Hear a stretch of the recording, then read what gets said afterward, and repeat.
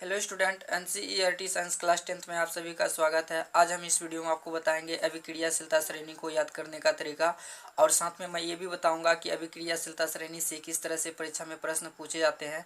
तो चलिए शुरू करते हैं। शुरू करने से पहले मैं आपको बता दूं, यदि आप मेरे चैनल पर नए हैं तो आप हमारे चैनल को सब्सक्राइब कर ले, बेल आइकन का बटन जरूर दबाइए, जिससे आने वाली नई वीडियो की जानकारी आपको मिलती रहे। तो आइए हम लोग शुरू करते हैं। पहला अभिक्रियाशीलता श्रेणी है पोटेशियम, उसके बाद सोडियम, उसके बाद कैल्शियम, उसके बाद मैग्नीशियम, उसके बाद एल्युमिनियम, उसके बाद जिंक, उसके बाद फेरस यानी आयरन, उसके बाद है पीबी लेड, उसके बाद है हाइड्रोजन, उसके बाद है कॉपर Cu, Hg मरकरी, उसके बाद है Ag सिल्वर, Au गोल्ड यानी सोना। यदि आपको पूछे कि सबसे अधिक क्रियाशील वाला धातु कौन सा है तो आपको बताना है पोटेशियम, और सबसे कम क्रियाशील वाला धातु कौन सी है तो आपको बता देना है सोना। तो इन श्रेणी को याद करने का मैं आपको सिंपल सा फंडा बताऊंगा, और उस फंडे से आप इनको बड़ी आसानी से याद कर सकते हैं। तो चलिए हम शुरू करते हैं। तो पहले आपको क्या करना पड़ेगा, इसके लिए जो है आपको लिखना है यहाँ पे का, यहाँ लिखना है आपको का, उसके बाद ना, का ना कार मांगे, का ना कार मांगे अल्टो जैन फरारी प्रभु है, क्यों हजूर आज आओ, आज आओ। तो देखिए मैं आपको इसका मतलब बता देता हूँ कि का से हो गया पोटेशियम, ना से हो गया सोडियम, कार से हो गया कैल्शियम, मांगे से हो गया Mg, अल्टो से हो गया एल्युमिनियम, जैन से हो गया जिंक, फरारी से हो गया Fe आयरन, प्रभु से हो गया Pb, है से हो गया हाइड्रोजन, उसके बाद क्यों से हो गया कॉपर, हजूर से हो गया Hg, उसके बाद आज से हो जाएगा Ag, और Au से हो जाएगा गोल्ड। तो इस तरह से हम इस फंडा के माध्यम से हम अभिक्रियाशीलता श्रेणी को याद कर सकते हैं। काफ़ी आसान तरीका है याद करने का। अगर आप इसको कॉपी में 2-4 बार लिख कर याद करते हैं तो आपको बहुत अच्छे तरीके से ये याद हो जाएगा। और यदि आपको याद नहीं होता है तो आप हमें नीचे कमेंट बॉक्स में कमेंट कर दीजिएगा। मैं दूसरी बार इनका जो है दूसरा तरीका बताऊंगा कि आप इसको किस तरीके से याद कर सकते हैं। अगर आपको याद नहीं होता तो आप हमें कमेंट कीजिए, मैं आपको इसका दूसरा तरीका बताऊंगा कि आप इसको किस तरह से याद कर सकते हैं। तो चलिए अब हम बात कर लेते हैं कि परीक्षा में जो है इसको किस तरह से क्वेश्चन पूछे जाएंगे, उनके बारे में भी हम थोड़ा सा चर्चा कर लेते हैं। लेकिन चर्चा करने से पहले मैं आपको थोड़ा सा याद करवा देता हूं कि आपको किस तरह से याद करना है। आपको बोलना है काना कार मांगे अल्टो जन फरारी प्रभु है, क्यों हजूर आ जाओ। तो इस तरह से आपको बोल लेना है, 2 से 4 बार बोल लीजिएगा। अगर आपको याद नहीं होता है तो आप हमें कमेंट कीजिएगा, मैं उस पर एक वीडियो और बना दूंगा ताकि उससे आपको याद हो जाए। आपको कैसे बोलना है काना कार मांगे अल्टो जैन फरारी प्रभु है, क्यों हजूर आ जाओ।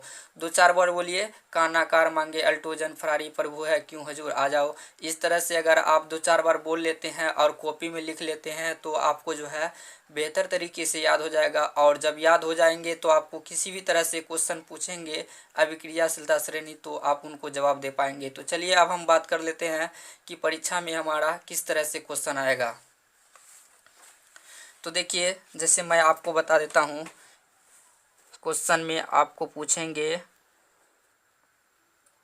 निम्न में सबसे अधिक अभिक्रियाशील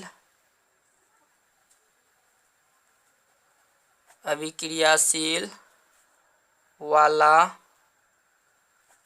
धातु कौन सी है? निम्न में से सबसे अधिक अभिक्रियाशील वाला धातु कौन सी है? ऑप्शन में आपका रहेगा ए नंबर ऑप्शन है, आपको ऑप्शन दे देंगे कैल्शियम। बी नंबर ऑप्शन दे देंगे जिंक। सी नंबर ऑप्शन दे देंगे पीबी। डी नंबर ऑप्शन दे देंगे Hg। अब आपको बताना है कि इन चारों ऑप्शनों में से कौन सा ऑप्शन सही होगा। तो जैसा कि आप सभी को पता है, हम एक ट्रिक बताए हैं और उस ट्रिक के माध्यम से अभी हम ज्ञात करेंगे कि कौन सबसे अधिक क्रियाशील वाला धातु है और कौन कम क्रियाशील वाला धातु है। तो देखिए, मैं आपको बता देता हूँ, यदि अभिक्रियाशील वाला धातु याद नहीं है तो आपको उस ट्रिक को याद करना बहुत ज़रूरी है। अगर ट्रिक नहीं याद करते हैं तो कम क्रियाशील और अधिक क्रियाशील वाला धातु को नहीं पहचान पाएंगे। तो चलिए, और आपको मैं एक बात बता दूं, ये जो श्रेणी देख रहे हैं आप लोग, पोटेशियम का के, सोडियम का Na, इनको क्रम वाइज ही याद करना है। ऐसा नहीं कि सोडियम को कैल्शियम की जगह कर दिया, कैल्शियम को सोडियम की जगह कर दिए, ऐसी मर्जी आपकी नहीं चलेगी। इसीलिए कि आपको लाइन बाय लाइन पूरा अच्छी तरह से याद कर लेना है ताकि आपको एग्ज़ाम में अच्छे अंक प्राप्त हो। जैसे कि अभी हम आपको बताए थे ट्रिक क्या था कि काना कार मांगे अल्टो जन फरारी प्रभु है क्यों हजूर आ जाओ। इसी तरह से एक लाइन बाय लाइन याद कर लीजिए। उसके बाद आपको अगर इस तरह से क्वेश्चन पूछते हैं तो आप बड़ी आसानी से जवाब दे पाएंगे। जैसे कि हमारे पास क्वेश्चन है, निम्न में सबसे अधिक अभिक्रियाशील वाला धातु कौन सी है? Ca, Zn, Pb, Hg। तो देखते हैं हम Ca अगर देखेंगे तो Ca के नीचे ये तीनों आना चाहिए।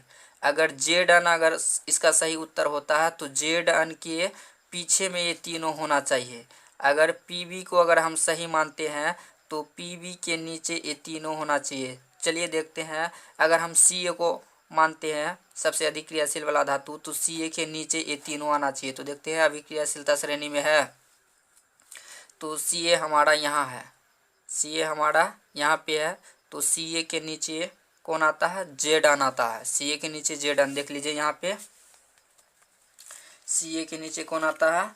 Zn, यहाँ देख सकते हैं। उसके बाद Zn से नीचे कौन आता है? Pb। उसके बाद Pb के नीचे आता है Hg, यहाँ पे देख सकते हैं। Pb के नीचे कौन आता है? Hg। तो इस तरह से जो है हम अधिक क्रियाशील वाला धातु और कम क्रियाशील वाला धातु को पहचान कर सकते हैं। तो इसका ऑप्शन नंबर ए सही होगा, क्योंकि Ca के नीचे आया है, इसीलिए यह सबसे अधिक क्रियाशील वाला धातु होगा। अगर इनको हम सही उत्तर मानते हैं तो इनके पीछे तीनों आना चाहिए, ठीक है। तो इनके पीछे नहीं आया है, इनके पीछे नहीं आया, मेरा सही उत्तर Ca होगा, क्योंकि Ca के पीछे ये तीनों आया है। तो इस तरह से हम अधिक क्रियाशील वाला धातु और कम क्रियाशील वाला धातु को जान सकते हैं। यदि आपको ये अभिक्रियाशीलता श्रेणी याद हो गई हो तो आप हमें कमेंट बॉक्स में बता सकते हैं कि सर हमें याद हो गया है। तो आज की वीडियो में बस इतना ही, मिलते हैं नए वीडियो में नए टॉपिक के साथ, तब तक के लिए थैंक यू।